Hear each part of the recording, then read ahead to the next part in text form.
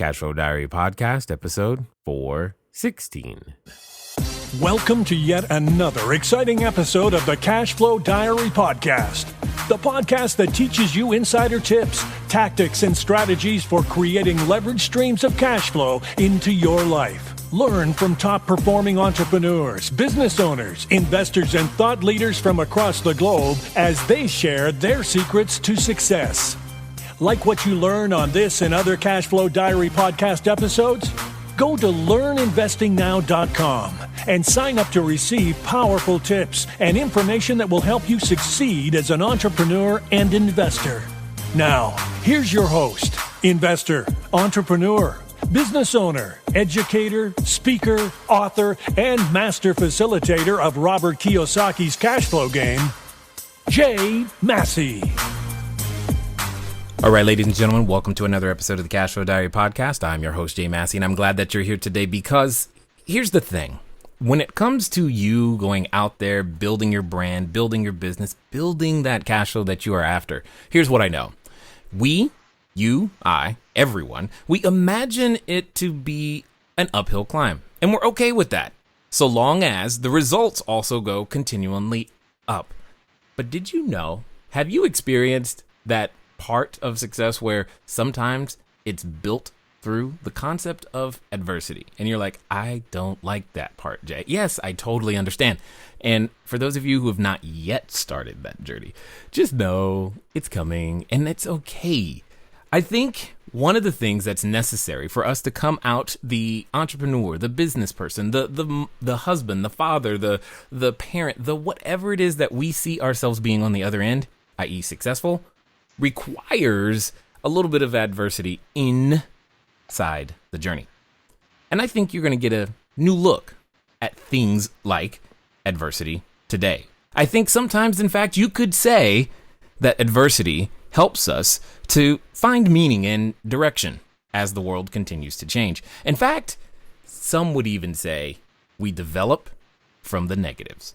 What I really like about today's guest is that I think you're going to have a new perspective because today's guest, Dan Millman, is a former world champion, athlete, university coach, martial arts instructor, and college professor, which in and of itself sounds really accomplished and confusing to some degree.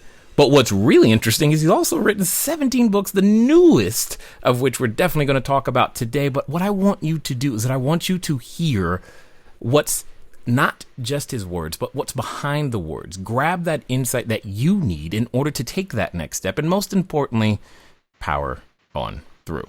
So do me a favor.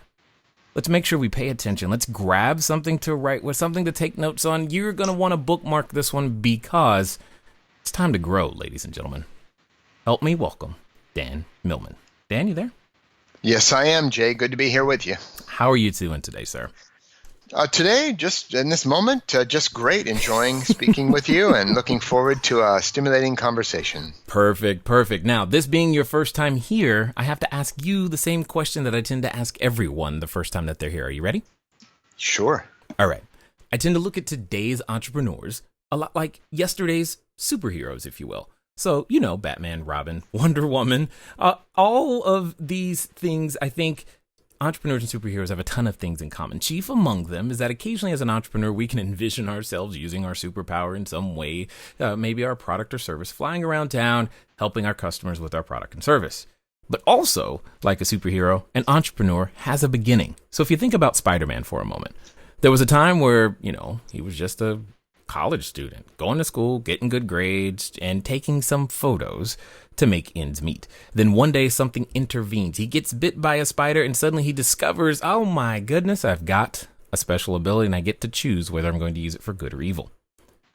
And then he becomes Spider-Man. So my question to you is as follows. I mean, what we want to know is, but before all of the keynotes, the seminars, the workshops, before all of your books, before everything that everyone knows you for today, what we want to know is, who is Dan Millman? Well, that's an original question I haven't had the chance to answer. So let me start by saying my mother loved to work, and she put me in school as soon as possible. So I was always the youngest kid in the class, and the shortest pretty much too. So when the other children got these concepts, I wasn't quite ready yet. Many parents hold their sons back in school, so they are the oldest kids in their class. Well, I was the opposite. So, but my saving grace was I love to climb trees, and I love to jump off roofs and swing on ropes. So when I was a young boy, I discovered this old trampoline, and I was kind of had a rebirth. There was something I found I loved, and who would have known that jumping up and down on a trampoline would have led to college scholarship, world championship, gymnastics, elite this and that, and eventually what I do now. So that's what my life was like as a kid. I had the usual childhood illnesses and adversities that any child goes through. We take in stride looking back. So that's who I was.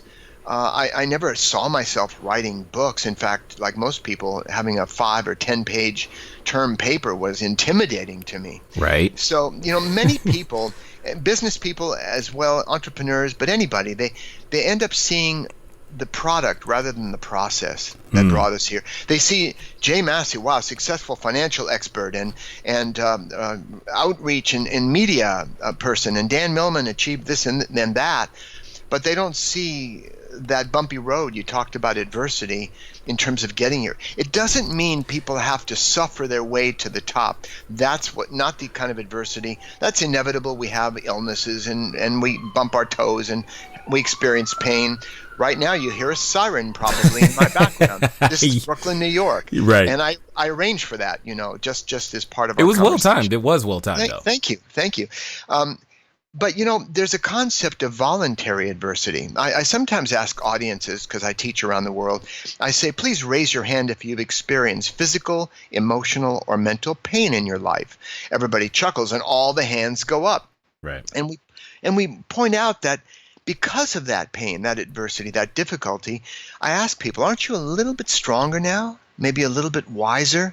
Maybe even more compassionate for having gone through what you did, and it helped prepare you for that strength to prepare you for anything you might meet in the future.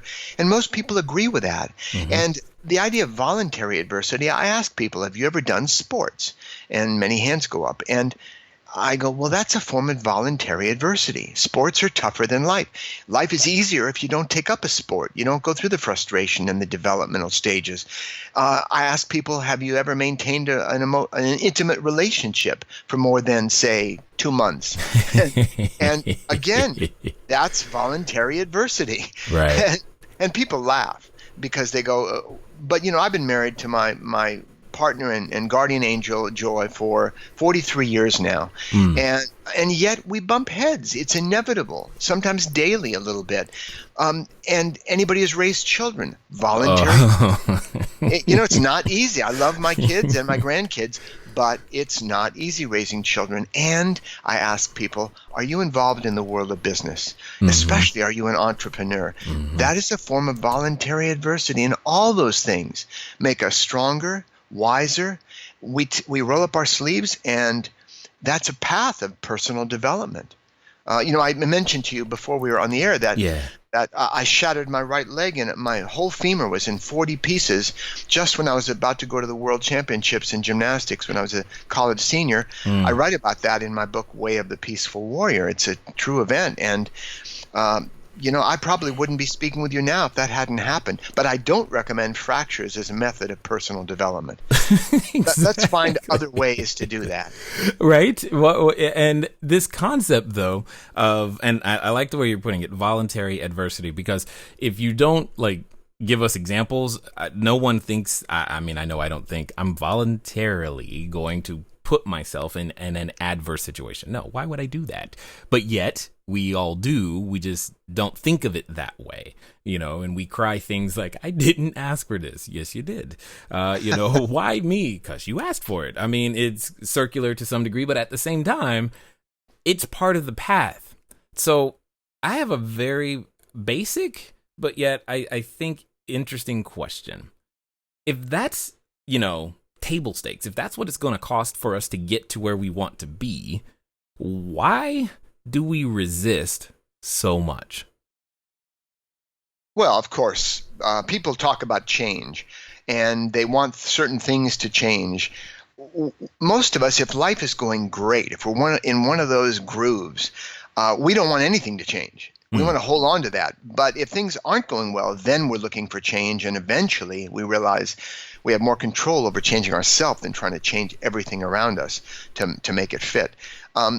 So we all know this. All I can do is remind people of what they already know at deeper levels, but we tend to forget.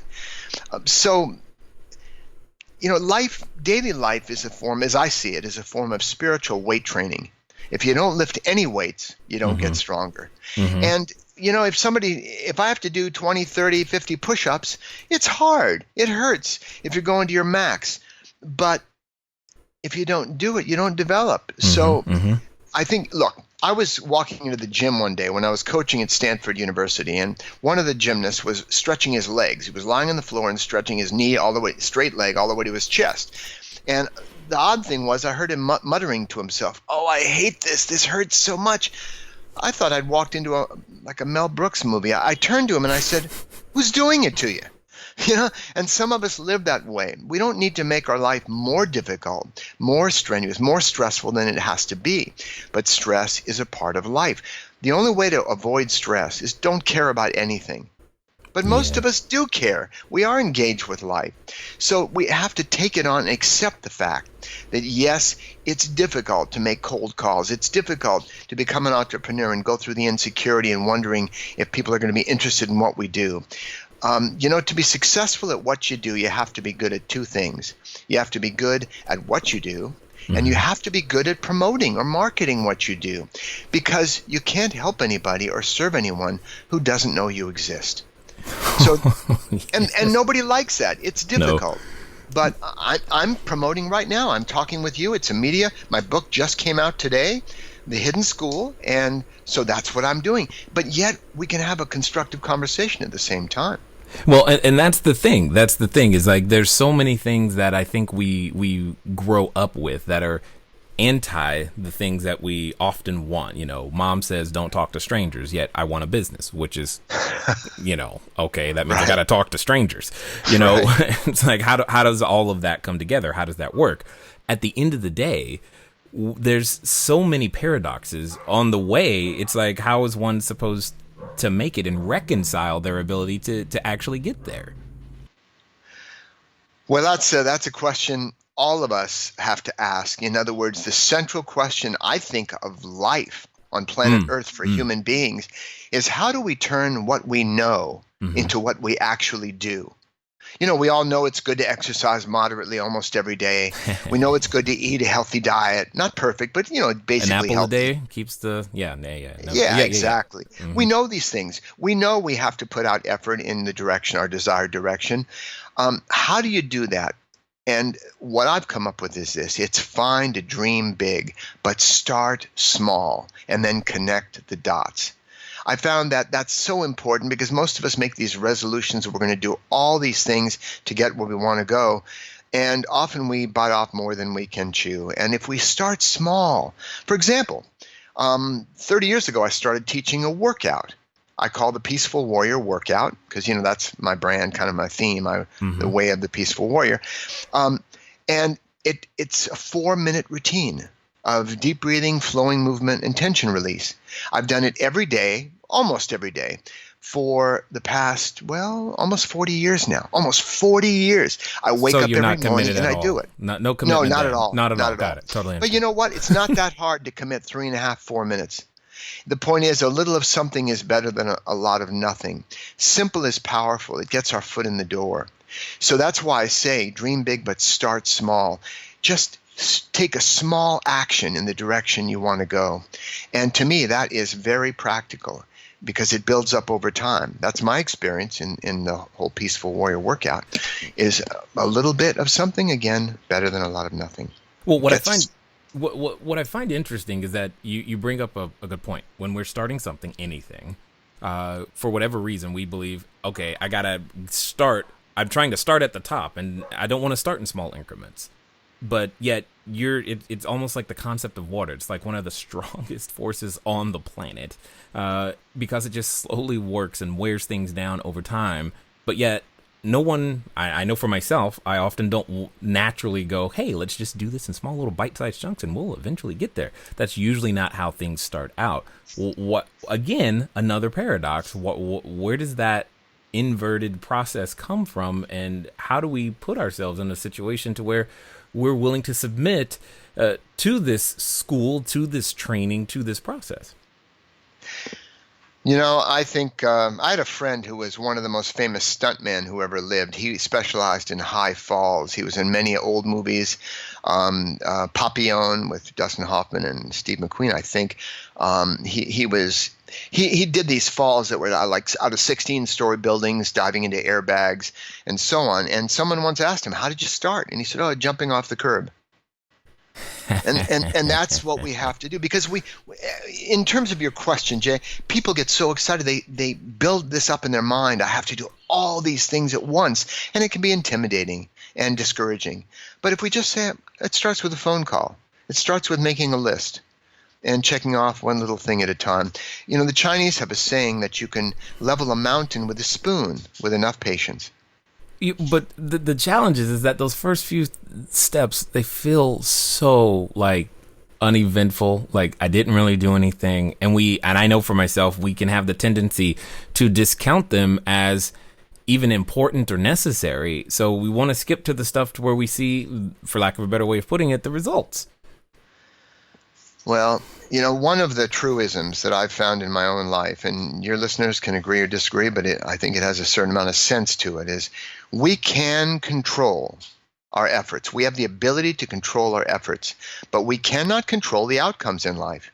We can't control by our will whether we sink a putt every time or make a basket or find love or succeed in business. But by making a good effort, we vastly increase the odds of getting the desired outcome over not making the effort. In a way, effort is success, because that's all we can really control. And if those who are willing to make consistent efforts over time are more likely to develop and improve and get closer to their goals. Indeed, indeed. Now, you mentioned something at the outset, the concept of change. And, well, today's world is changing every 15 seconds, it feels like. So as an entrepreneur, as I attack something, maybe I see a problem or an issue or my business is growing, but how on earth do I make sure that not only my business change, but I change? Because one of the things I've often observed is that an entrepreneur, we will not out-earn our personal growth, which by default means I've got to change, but it doesn't feel like I can change as fast as necessary sometimes. Hello there, entrepreneur. This is Jay Massey, and what I want to say to you is that the number one mistake that I have ever made in business, number one, has been waiting too long to do the books, waiting too long to get the bookkeepers, the accountants, the CPAs, the CFOs involved, and I don't want you to make that same mistake. That mistake cost me over 6 figures, and now for a significant discount, you have the ability to get your books together using FreshBooks. So what I want you to do is I want you to go over to gofreshbooks.com/cashflow diary. Again, that's gofreshbooks.com/cashflow diary. FreshBooks is the easy to use software designed to help you, the small business owner, the freelancer, get organized and save time on invoicing, getting paid faster, keeping those books in order so that it becomes a bonus for you to do your taxes as opposed to a burden. Go over to gofreshbooks.com/cashflow diary and get started today. And now let's get back to the rest of the story. Well, I know many people interested in the field of business and entrepreneurship, and they want to succeed and achieve. They read many books on how to do this and copy the people who are successful. And if you just model them and do what they do, you can be great too. That may be true, that may not. Each of us has a different destiny, but we can be greater. A woman named Barbara Rasp once wrote, "The lesson is simple, the student is complicated." And we complicate our lives in so many ways. For example, something I have in one of my books, just a brief quote, to progress toward your goals and to reach your dreams, please choose one of the following methods. Now, I'm about to relate two methods to reach our goals and achieve our dreams. The first one is very popular, but the second one is the one I really recommend. Here's the first one. Find a way to quiet your mind, create empowering beliefs, raise your self-esteem, and practice positive self-talk so that you can find your focus and affirm your power to free your emotions and visualize positive outcomes so that you can develop the confidence to generate the courage, to find the determination, to make the commitment, to feel sufficiently motivated to do whatever it is you need to do. Whew. That was a lot. That's a lot. The second method, you can just do it. Because life always comes down to that. What will you do? Many of us are focused on having the right thoughts, positive attitude, positive thoughts, and quiet mind, and the right emotions like courage, confidence, peace, happiness, love. But we have less control over what emotions pass through us, like the weather. We have less control over what we happen to be thinking. We don't have spam filters in our heads. All sorts of thoughts arise. I will Positive, take one, negative. though. I will take one. Wouldn't that be handy? But we can control what we do, no matter what we happen to be feeling. That's a real form of liberation, very practical. Is to, a Japanese sage once said there are three principles for living wisely and well. He said, first, accept your thoughts and feelings, positive or negative, whatever they happen to be, as natural to you in the moment. By accepting them, just let them arise, notice them, and move on. The second thing is focus on a goal. What do you need or want right now? And the third is do what needs to be done in line with your goals, no matter what you happen to be feeling and thinking. This is a radically different approach to living than the complicated path of fix your emotions, fix the mind, make the thoughts just right, and read 26 books on this and underline and highlight them. I sometimes ask people, how many of you have read a book on positive thinking? Lots of hands go up. And then I go, great. How many of you have had only positive thoughts for the last, say, week? All the hands go down. But people believe if I'd underlined it, if I'd done all the exercises, I'd be having more positive thoughts. It's very complicated and slow, and it frankly doesn't necessarily work. Yeah. But those who learn to focus on what do I need to do now and just do it, again, small, start small, but do it, that makes a difference over time.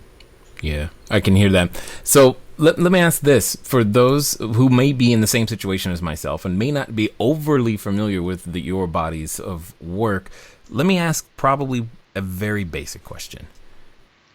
What is a peaceful warrior? Yeah, for those not familiar with my work, I would define a peaceful warrior as a balance. In other words, all of us are peaceful warriors in training because every one of us is striving to live with a more peaceful heart, less stress, more inner peace, and so on. But there are times in our lives, and you know this very well, Jay, and your listeners do too, there are times in our lives we need a warrior's spirit. My old mentor, Socrates, the man I called Socrates, was a service station attendant, played by Nick Nolte in the Peaceful Warrior movie. He once said, I call myself a warrior, a peaceful warrior, because the most important battles we fight are on the inside. Because if we can conquer those battles with self-doubt, insecurity, fear, procrastination, if we can conquer those battles, the externals just fall into line. We just tackle them one at a time. So that's what peaceful warrior means, peaceful heart warrior spirit. And it's not just the literal warriors, people who put themselves in harm's way, Secret Service, police, and so on, military. It's all of us, because it calls on that inner warrior inside of each of us to roll up our sleeves and address the challenges of daily life. It's like a school. Daily life is our classroom. No doubt. And, yeah. No doubt. I mean, I once heard that the largest nation in the world is procrastination, and the idea of being able to no longer be a part of that nation in peace sounds really, really pleasing to the ear. And now with your latest writing, the Hidden School, I mean, I gotta ask, if it's hidden, how do I find it? Well, good question. Let me just provide a context. The book I'm best known for is called Way of the Peaceful Warrior. Wrote it in 1980. It's still doing extremely well. It gets passed from kids to parents, parents to kids across the generations. And that book was incomplete. Even though it was a full story, people seem to really like it. 4 million people, 29 languages so far. But that's a few. The point, yeah, that's a few. But the point, and by the way, the book failed when it first came out. It died. Love it. Yeah, the editor had put on the subtitle a basically true story because it mixes a lot of fact with some fiction. And the bookstores didn't know where to put it. There was no Amazon back then. And so it got into almost no stores and it died. It went out of print. And I figured I'd had a brief career as a writer. And 3.5 years later, this old gentleman who was a former publisher, he'd retired, he found a copy of the book and loved it so much, he said, I'm going back into publishing. And then it started. It took him 2 years to get the book chains to take one copy in each store. So it started slowly, but then the word of mouth began. And then it ended up being some kind of phenomenon. But that book, there were parts I didn't write. And 10 years later, I wrote another part of that story called Sacred Journey. And then finally, 37 years after the first book was published, after I'd written 16 other books, it was time to write The Hidden School, which completes that story. It can be read by someone who's never read any of my work. It stands alone as an adventure. And it's a quest. It's an adventure story. But it has some key elements of reminders about living kind of seeded into the story. In any case, the Hidden School refers to a school that is in plain sight. It's in front of us, but we often miss it. There's that saying, when a student is ready, the teacher appears. But what that really means is when the student is paying attention, the teacher appears everywhere. And we start to really learn life's lessons and evolve more quickly, more gracefully. And so, lessons repeat themselves until we learn them. And if we don't learn easy ones, they get more dramatic. We've all noticed that. Some of us have noticed some dramatic lessons more than we like to admit. But yes, exactly. Now, you said something that sounded, again, paradoxical at best, oxymoronic probably even. You said evolving gracefully. Is that even possible? Yeah, it sounds like something George Carlin would take on, or another comedian. Yeah, how does one evolve gracefully? Well, look, let's put it this way. Life comes at us in waves of change. We all know that. We can't predict them. We can't control these waves. They just arise. We wake up one day and life has changed. But what we can learn to do is to surf. And the better we learn to surf these waves of change, to kind of flow with it, make use of it, like a good martial artist. Martial artists don't resist the other person. Then whoever's stronger is going to win, and there's always going to be people stronger. Martial artists learn to use the energy, the flow, the force, and step aside and make use of it. In other words, Masahide, a Japanese poet, once said, "Now that my house is burned down, I have a better view of the rising moon." So that's an approach to life, a mental approach, where we learn to flow with what happens to us as much as possible. We don't have to pretend to like it all the time, but we say, how can I use this to lift? How can I use this as a form of spiritual weight training and get stronger from it? Yeah. I've overcome difficulties before, I can do it again. And all of us, right now, when we look back on difficulties we've had, we can see that we're stronger now, that we're more prepared for whatever may come. It's like building up our immune system in a way. So that's what I mean by evolving gracefully, more gracefully. Got it. It sounds like an entry-level course, though, to some degree, when it comes to the idea of a school. And when you think of the structure of a school, it's like, evolving gracefully 101 is kind of, table stakes just to begin that process. But let me ask what might seem like an odd question. When it comes to attending this school, what's the application process? How much is the tuition? What does that really cost us in terms of time, money, effort, energy? And is this a school that requires that some people just can't attend, in your opinion? Let me tell you about a dream I had, and I'm telling you this for a reason, because you may have had this dream, and some of your listeners have too. In fact, I believe all of us have had something like it, and it's very simple. I have a final exam, some really important exam, midterm or final, and in the dream, I can't find my way there.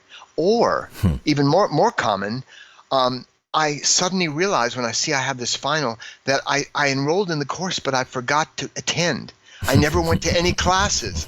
That's the anxiety dream I've had as a recurring dream over time, many years since college or high school. Now, the reason I'm mentioning this, Jay, is because this describes our situation in life. We're enrolled, all of us, in a full-time school on planet Earth called daily life. Right. And most of us don't know the courses we've enrolled in. And in one of my books, actually two of my books, I'm not going to mention them now because I don't want to confuse your listeners, but they can always look on my website later if they want to see. But it goes through 12 courses all of us are enrolled in, such as discover our worth, because people with low self-worth tend to self-sabotage and get in our own way, or reclaim our will, turning what we know into what we do. The third is energizing our body. The fourth, you'll relate to this, managing our money. The fifth, taming our mind, and I have a different approach to that than many people. The sixth is embracing our emotions. And the next, trusting our intuition. And it goes on into 12 areas of life. There's a very specific curriculum all of us are enrolled in. This is the bigger picture, and this is what success really means, addressing all these areas. Because there are people who are very good, they make a lot of money, but not very happy folk.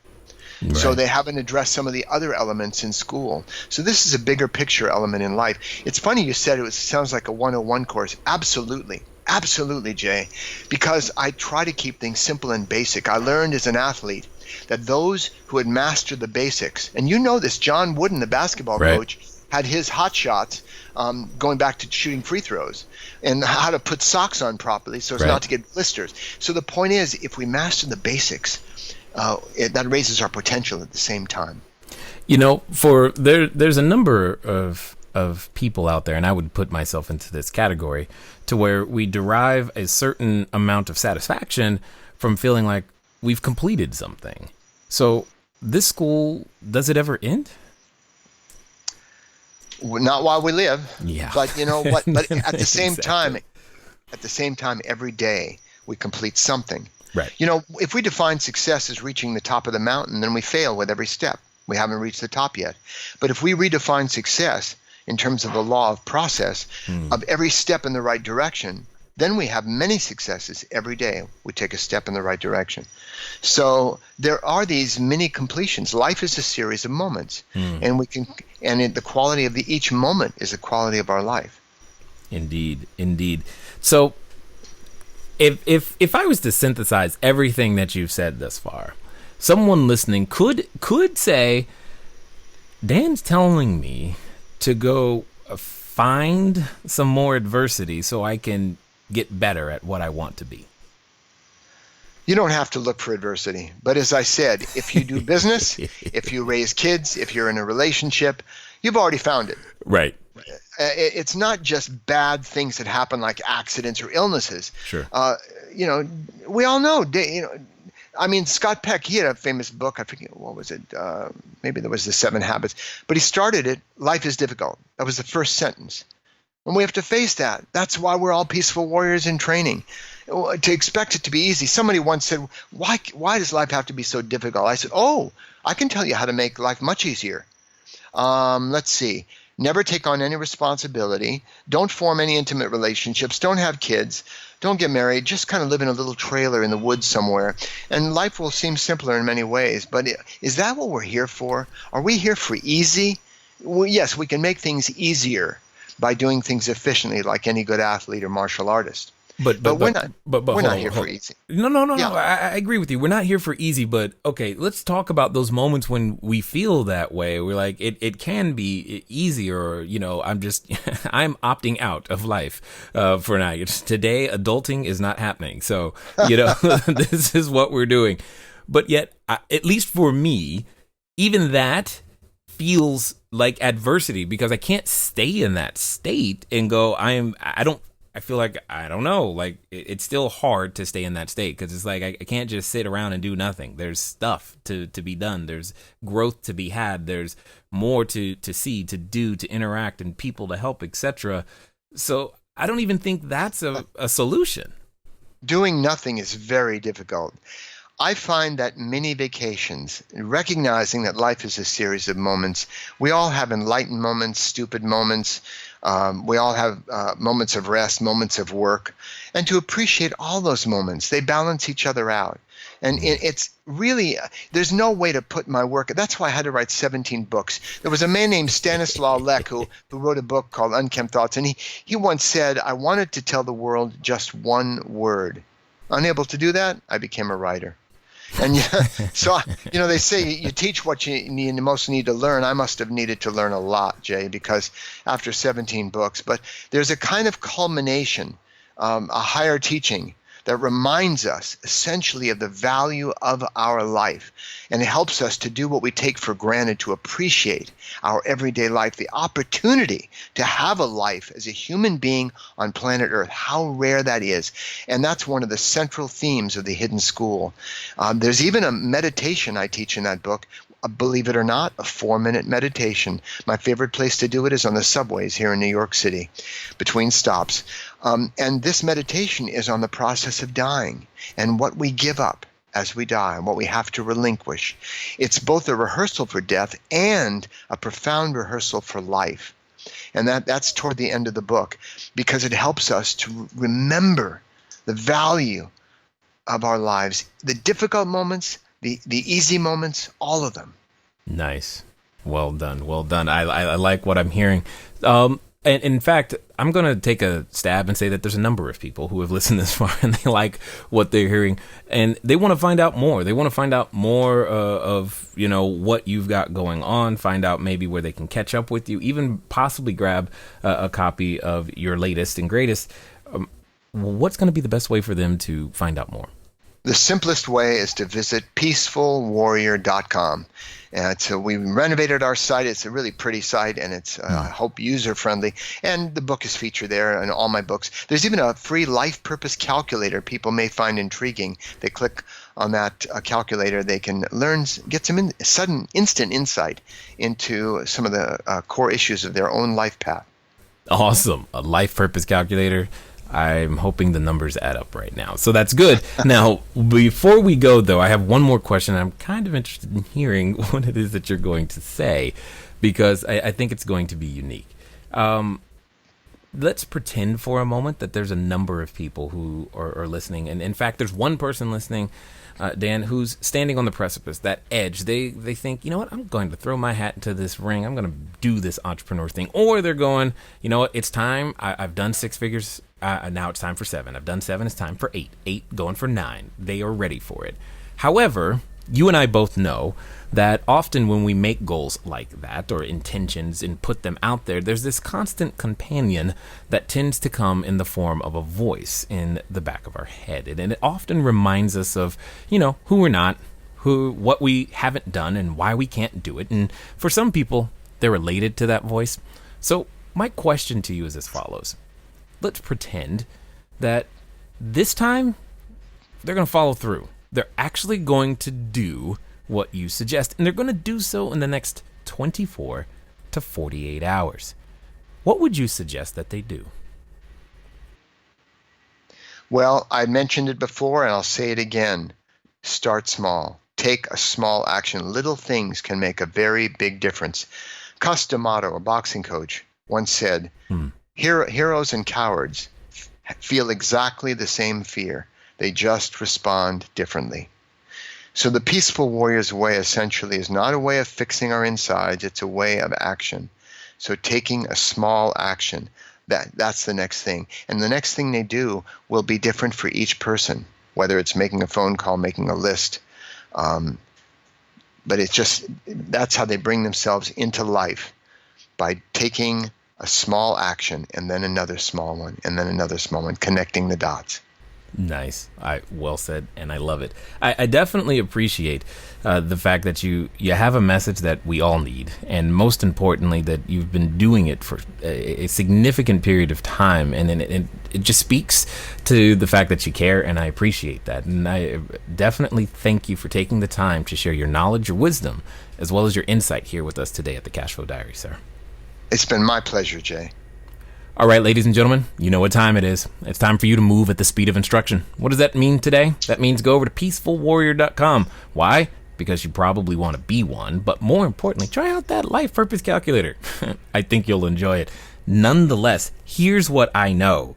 I know that you want to redefine success, and hopefully you picked that up and understand that this process, this journey that we are all on, well, your development is a big part of the reward. Ladies and gentlemen, it's been fun talking to you today. I look forward to talking to you soon. Until next time.